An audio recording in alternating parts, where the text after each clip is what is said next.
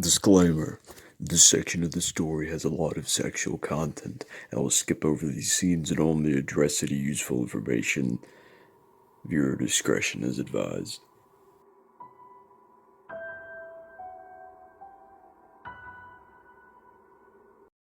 Welcome to the third part of my video essay series on Say No Other. Now, for the reason why I'm doing these reviews in parts like this is because it allows me to put more effort into each video. It allows me also to take breaks between each video.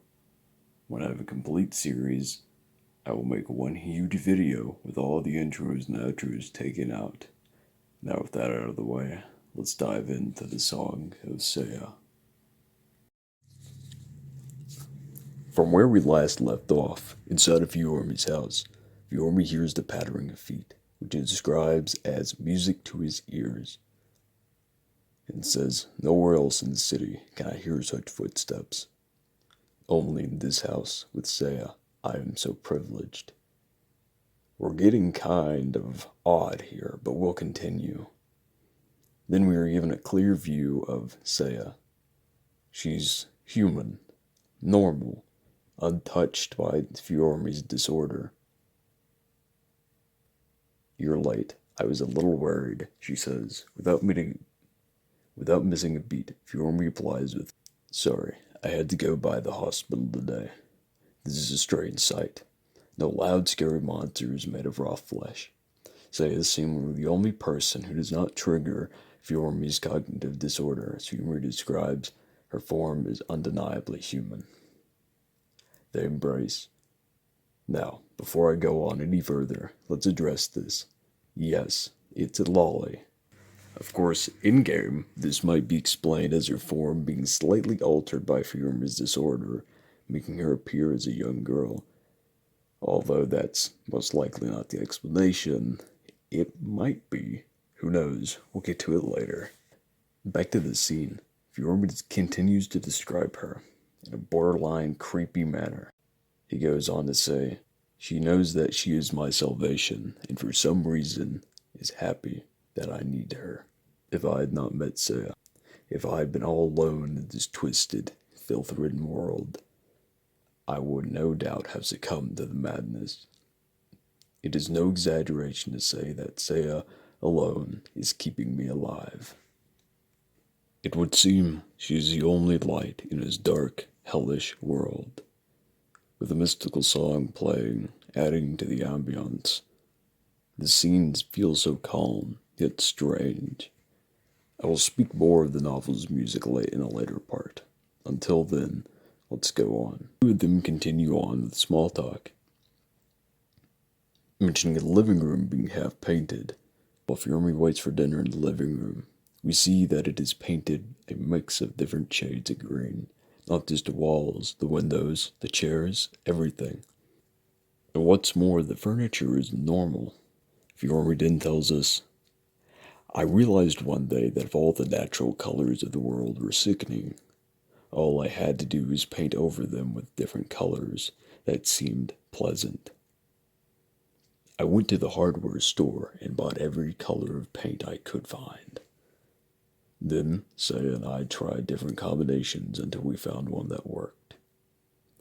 He started in the bedroom first, finally able to get a good night's sleep for the first time since the accident. With this in his mind, he goes to dinner.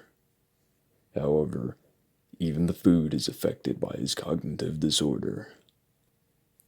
Skipping past dinner, they begin to talk about her father, with Fiormi starting by saying, 'By the way, I asked about your father again.' We then get a brief monologue talking about Saya's father. Quote, 'Dr. Ogai is Saya's father, and her only living relative. Saya has asked me to unravel the mystery of his disappearance.' Following this, Fiormi followed up by saying, quote, 'They still wouldn't tell me anything. I get the feeling they're hiding something.' Saya, not disappointed, responds, 'Oh.' Fiormi asks if she has given up on finding him, with her replying, 'No, that's not it.'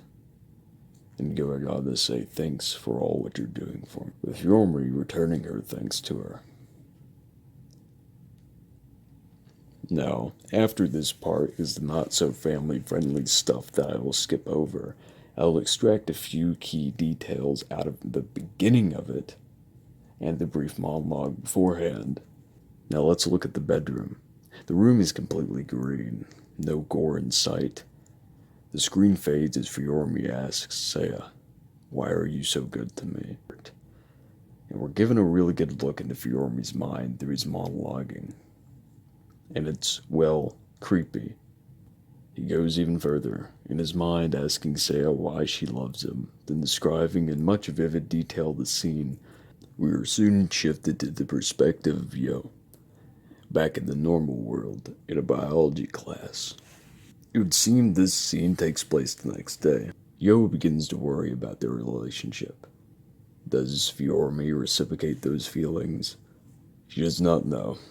Scanning around the room for Fiormi, she sees him in the far back corner, all alone.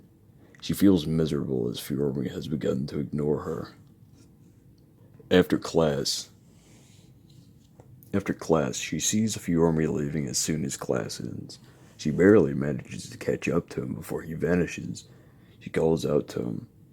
He seemingly jerks in response, as if frightened. He asks her simply what. Now they are face to face. Yo sees that he has lost a lot of weight and looks defeated. Of course, it's normal to be depressed, but what he has is far worse than depression. The horrors he has to see on a daily basis are taking a massive toll on him, mentally and physically. Even refusing to look at Yo in the eyes. It hurts her to see him this way. She then finally works up enough courage to ask him about her feelings, saying, quote, "I want to talk to you about something. Do you have some time?" They go outside to the courtyard. It's silent.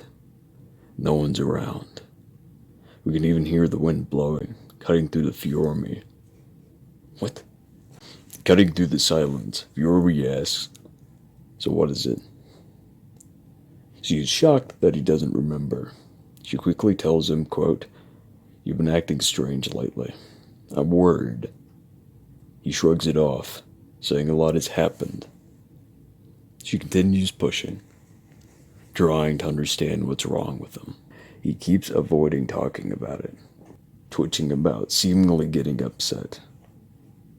Quote, rather than answer, Fiormi grinds his toe into the dead grass at his feet. Fearing that determination might flag, Yo lets the words come out as they may. Feel free to pause the video and read the rest if you want. It tells us how far Fiormi is gone and how Yo refuses to give up on him. With the scene changing to what Fiormi sees, a distorted voice reads, "I feel bad about your parents, but you're not alone. You have Koji, Aomi, and you have me."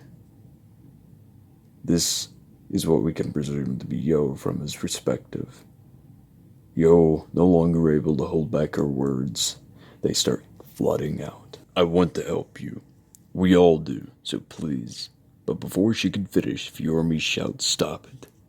He looks at her with a cold glare, not one of anger, but, quote, murderous cold hate. The last fiber holding back his pent-up feelings is broken. "Filled with malice," he says, "come to think of it, I never did give you an answer, did I?" Yo is deeply wounded. He remembers her feelings, and yet still has treated her so coldly. A final blow is delivered to Yo as he goes on to state, "I never saw you as anything special before. When you asked me out, I wasn't sure how to respond. I didn't even know really how I felt about you then. But now, I can give you an answer. I've had plenty of time to think it over. You know, I hate you. I don't even want to look at you. I suppose it would be too much to hope to never see you again. We do go to the same school. So just make sure this is the last time you ever speak to me. Okay? Your voice makes me sick." Yo is in awe. How can you be so cruel? And then he goes on. After a while, we shift to Hiromi and Koji as they watch the two of them. Hiromi is furious, while Koji is confused, wondering what is wrong with him. Hiromi was never this cruel before, stating, quote, "There is no question now that the accident has changed him." They continue talking about what they are going to do. Omi decides to go confront Fiormi on her own, while Koji reluctantly lets her go and tries to comfort Yo. We are then given Fiormi's view after he leaves. He feels miserable, but refreshed. He has finally crossed a line and has created a rift between him and the others. He begins to glow in this feeling, like a weight has been taken off of his shoulders. In retrospect, he should have ignored her. He understands that he went too far, however, he takes lots of joy from it. He is now so socially tired from that encounter. He wants to return to Seiya as soon as possible. As he sits down to rest, the maddening deadens. For now.